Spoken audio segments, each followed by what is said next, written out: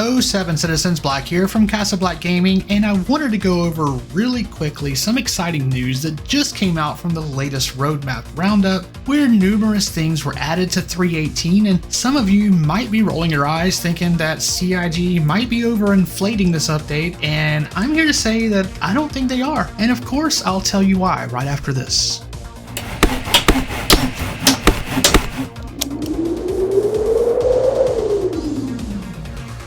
Alright, so with the new roadmap update, they added many things that are now showing as coming out with 3.18. So we're not just getting salvaging, the cargo refactor, and persistent entity streaming, but also a metric crap ton of new features, some of which were not really on our radar as coming at all. So here's a list of what's coming. New Daymar crash sites, new rivers in Microtech and Hurston, a new sand cave archetype that will not just be a reskin of the caves we have now, but all new points of interest inside with new places for NPCs to be perched from, such as Crow's Nest up high on rocks to snipe you, etc. Arena Commander is also getting some love with updates to their scoring, checkpoints, and maps, including adding the Snake Pit map that was added to the verse with 3.17.2. There will be new prison missions to flesh that out more as well, and what looks like new contraband smuggling missions involving security outpost Caria. Orison will also have new missions on the Siege of Orison platforms while that event's not active, which will include players taking Assassinate and Bounty quests.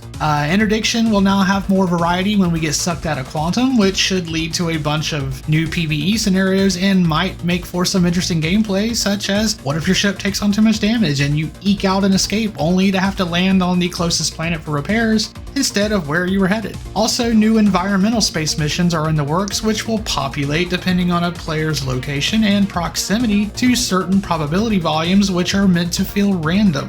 So yes, there is a lot more content to do in-game that's coming, but some of you, especially you negative Nancys out there, no names here, you might be thinking this is just smoke being blown our way, and while I can see that mentality and understand where you're coming from, I think what many of you need to understand is that CIG has been implementing more and more tools into their collection, which we're finally seeing the fruits of. It's taken many years to get here, and anyone who has developed games or followed game development closely can attest to this, but getting the tools in place that will allow you to populate a game is the most time-consuming aspect of game development. Now, once those tools are in place, such as the new river tool that we was recently shown off on Inside Star Citizen, you begin to see development of those things happen at exponential rates. This year we've seen a couple of hot ticket items come into play here, which is allowing for these seemingly miraculous things to happen so fast. Loot generation and NPC nav meshing have really opened the doors to missions and allowing more to be implemented, but the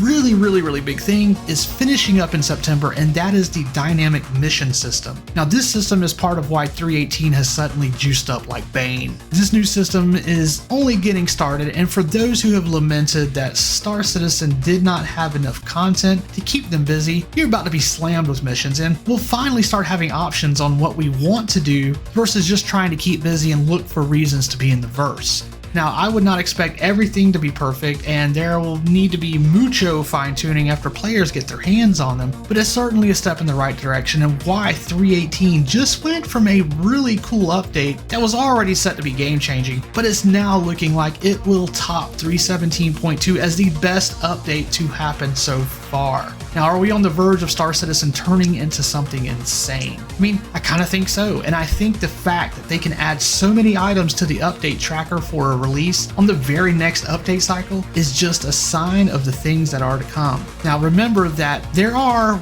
over 700 employees working on this game. Now, with so many people and so many systems starting to mature, we should finally start seeing some real vast output here like nothing this game has ever known, and something many games probably have never known. There's some exciting times coming indeed. Now, thank you for taking the time to listen to my little spiel here, and hopefully you're hyped for what we're seeing. Of course, they still have to deliver, but geez man, the balls on them today. So crazy. If you want to follow along with me and enjoy the ride, then please like, subscribe, and comment on my videos, which really helps a lot since most of my videos are so short that the evil YouTube algorithm just laughs maniacally in my face. Remember to be kind to your fellow gamer, don't swallow your gum because that junk ain't food, and stay positive, citizens.